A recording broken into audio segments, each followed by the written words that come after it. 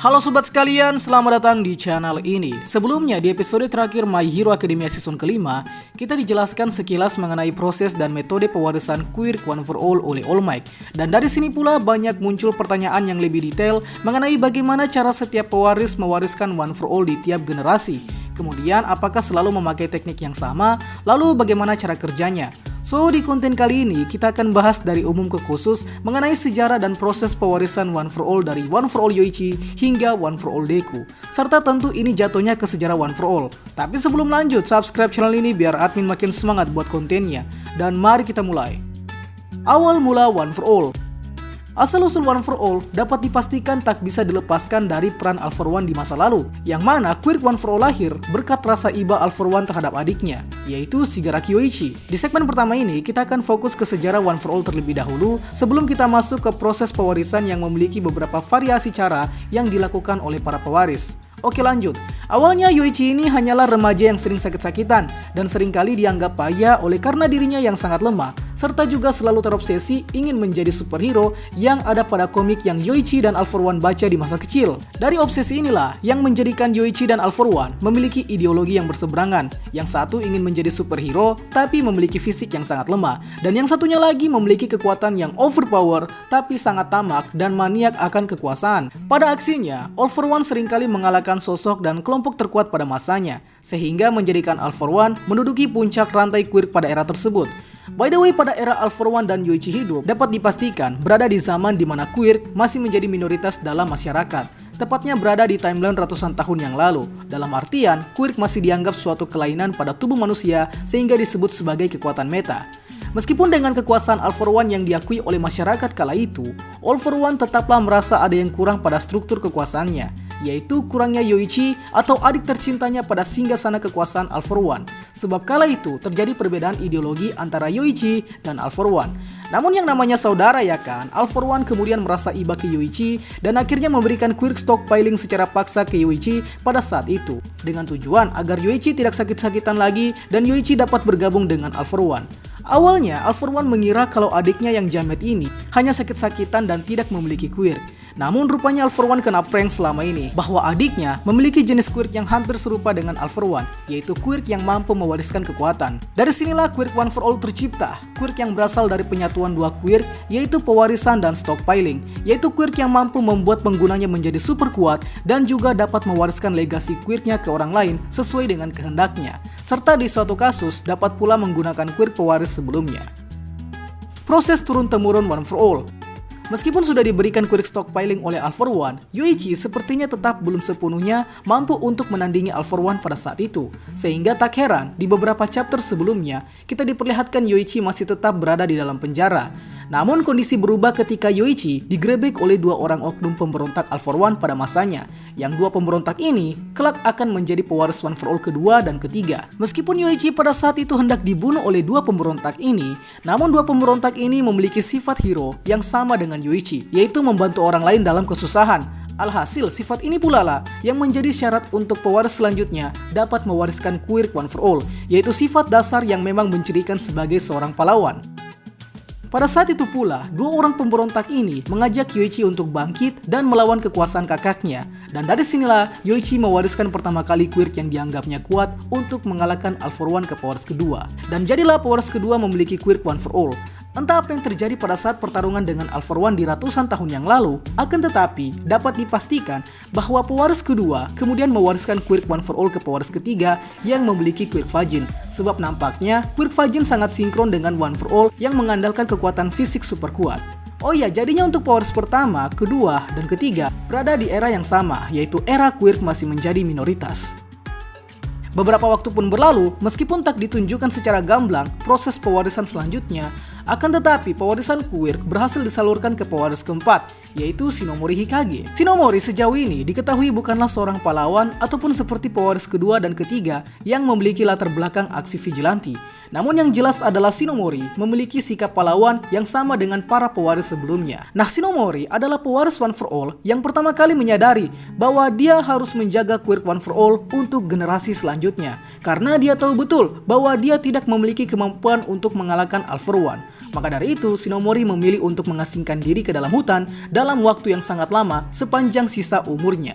Selama mengasingkan diri, Shinomori hanya menjaga dan terus memperkuat Quirk One for All yang belum sempurna kala itu, dengan terus latihan dan latihan sampai Shinomori mendekati ajalnya.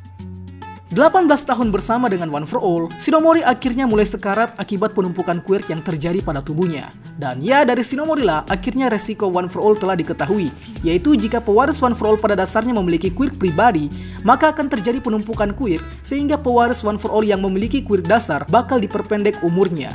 Nah, Shinomori juga diketahui sebagai pewaris yang meninggal karena faktor umur. Sebab selama memegang One for All, Shinomori hanya mengasingkan diri. Dan lagi, dia memiliki Quirk Danger Sense yang sangat berguna untuk kabur dari incaran All for One. Dan di masa-masa sekaratnya, Shinomori akhirnya bertemu dengan calon pewaris One for All secara random.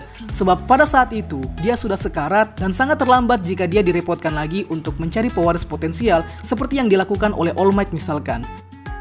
Akhirnya pewarisan One for All dimandatkan ke Daigoro Banjo selaku pewaris One for All kelima dan pertama yang dikenal sebagai pahlawan resmi yang diakui oleh negara.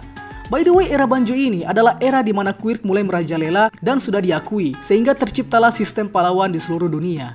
Pada masa ini, Banjo juga masih belum berani untuk menghadapi All for One. Entah karena apa alasannya, namun ya tetap saja Banjo pada akhirnya berhasil dikalahkan oleh All for One.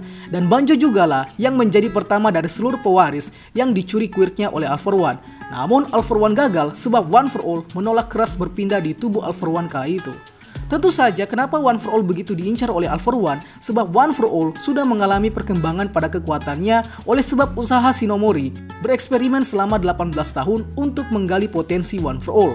Maka dari itu, kekuatan yang meningkat tersebut pula akhirnya menjadi incaran All for One selama puluhan tahun ataupun ratusan tahun lamanya sejak Shinomori mengembangkan One for All. Dan Banjo jugalah yang menjadi pewaris pertama yang mengalami dampak brutal dari resiko One for All, yaitu kerusakan pada tubuh pengguna. Sepertinya pada pertarungan melawan All for One, Banjo nampaknya mengalami cedera yang sangat parah sehingga membuat satu tangannya buntung oleh karena penggunaan One for All 100%. Dan tentu saja ini diakibatkan dari pengembangan One for All pada era Shinomori. Alhasil mau tidak mau, One for All diwariskan lagi ke pewaris ke-6, yaitu sosok yang dikenal sebagai N.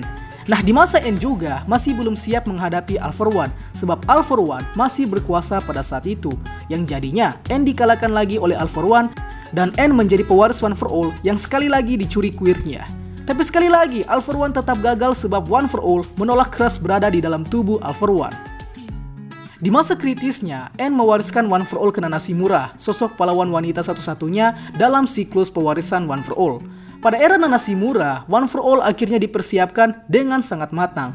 Mulai dari melatih fisik penggunanya sampai full muscle, mengatasi resiko brutal One for All, dan memadukan antara Quirk pribadi ke Quirk One for All. Sehingga One for All pada masa Nana Shimura mulai cukup efisien. Pada era Nana Shimura jugalah, para pewaris One for All mulai bertemu satu sama lain dalam dimensi One for All. Akan tetapi, Nana Shimura belum dapat dikatakan benar-benar layak sebagai pewaris terakhir. Lama waktu berlangsung, Nana Shimura akhirnya bertemu dengan Toshinori Yagi, seorang pemuda yang memiliki ideologi yang sama dengan keinginan para pewaris. Ditambah lagi, Toshinori pada saat itu adalah seorang Quirkless yang populasinya di dunia sudah mulai langka ditemui. Dan berbeda dari pewaris sebelumnya, yaitu mewariskan One for All dalam keadaan sekarat serta tanpa ada persiapan, Nana Shimura akhirnya yakin akan mewariskan One for All ke Toshinori pada saat pertemuannya. Toshinori akhirnya mendapatkan One for All lalu menjadi pewaris ke-8. Nah, rupanya One for All sangat sesuai dengan tubuh seorang Quirkless, sehingga One for All menyesuaikan dengan tubuh Toshinori dan menjadikan One for All sebagai Quirk dasar pada tubuh Toshinori Yagi. Oh ya, Toshinori ini kelak akan menjadi All Might nantinya. Lama waktu berlangsung, untuk mengembangkan One for All, Toshinori ditugaskan untuk bersekolah di UA dan langsung dimentori secara brutal oleh Gran Torino selaku rekan seperjuangan Nana Shimura semasa hidup. Pada kematian Nana Shimura, All for One tidak mencuri Quirk One for All, melainkan hanya tubuh Nana Shimura saja yang diambil, dan salah satu bagian tubuhnya yaitu tangan kemudian diawetkan dan menjadi salah satu aksesoris tangan yang ada pada kepala Shigaraki Tomura. Pada proses menguasai One for All, Toshinori ditugaskan untuk pergi ke Amerika guna untuk menghindar dari incaran All for One kala itu. Sebab dengan pergi ke Amerika, maka kemampuannya bakal lebih diasah dan juga diharapkan setelah kembali ke Jepang dapat mengalahkan All for One. Dan benar saja, Toshinori berhasil mengalahkan All for One untuk pertama kali dan secara otomatis menjadikan Toshinori sebagai simbol perdamaian sekaligus menjadi pewaris One for All yang berhasil mengalahkan musuh bebuyutan para pewaris selama turun-temurun. Namun di balik itu, ada resiko yang diterima oleh Toshinori, yaitu luka yang berakibat melemahnya One for All. Alhasil, mengharuskan Toshinori segera mencari pewaris untuk melanjutkan legasi One for All. Dan akhirnya, kita dipertemukan dengan Deku. Untuk yang kedua kali, akhirnya One for All diberikan ke seorang Quirkless dengan mencontoh Toshinori yang seorang Quirkless pula. Sebab di masa Deku ini, populasi Quirkless sudah mulai punah. Maka dari itu, tak ada alasan untuk menolak Deku sebagai pewaris One for All. Pada masa pewaris ke-9 ini, One for All mengalami pengembangan yang sangat signifikan, tidak lain disebabkan karena kejeniusan pengguna serta para pewaris yang mulai mempercayakan quirknya agar dipakai oleh pewaris ke-9. Oleh karena itu pula, Deku dimandatkan sebagai pewaris terakhir One for All, serta diberi bonus dapat mengakses quirk para pendahulunya untuk digunakan. Teknik pewarisan. Pewarisan One for All dibagi ke beberapa cara, mulai dari Yoichi yang hanya melakukan salaman ke pewaris kedua, sehingga One for All dapat disalurkan. Begitu pula pewaris ketiga dan keempat. Nah, nanti di pewaris kelima ini, One for All diwariskan melalui DNA, yaitu dengan cara mewariskan memakai darah si pewaris sebelumnya, agar One for All dapat disalurkan. Lalu pewarisan dengan cara memakan rambut dimulai dari N, yang mewariskan One for All ke Nana Shimura. Cara ini bisa jadi digunakan agar menunda pemakaian One for All sebelum calon merasa siap dan sempurna, sehingga nanti pada saat waktu yang tepat, baru rambut tersebut dapat dilakukan dengan cara memakan rambut pewaris sebelumnya. Cara makan rambut ini dilakukan pula oleh Nana Shimura ke Toshinori dan Toshinori ke Deku. Namun pewarisan menggunakan darah dan salaman akhirnya digunakan lagi oleh Deku kepada Bakugo. Kesimpulannya adalah proses pewarisan One for All tidak berkutat pada satu cara saja, melainkan dapat disalurkan sesuai dengan kesepakatan dari pewaris sebelumnya, sehingga One for All benar-benar quirk yang tidak bisa seenak jidat diambil atau dicuri oleh orang lain. So, dengan selesainya konten ini, mungkin jadi semakin memudahkan teman-teman sekalian dalam memahami konsep dan proses pewarisan One for All secara turun-temurun, serta bisa juga untuk membantah statement bahwa Mirio lebih layak memegang One for All. Atau kita buat saja kontennya ya? Nantilah kalau ada waktu. Soalnya saya lagi sibuk proposal. Itulah pembahasan kita pada kali ini. Sanggap apabila ada yang kurang, request juga di kolom komentar untuk pembahasan selanjutnya. Dan akhir kata, see you next time.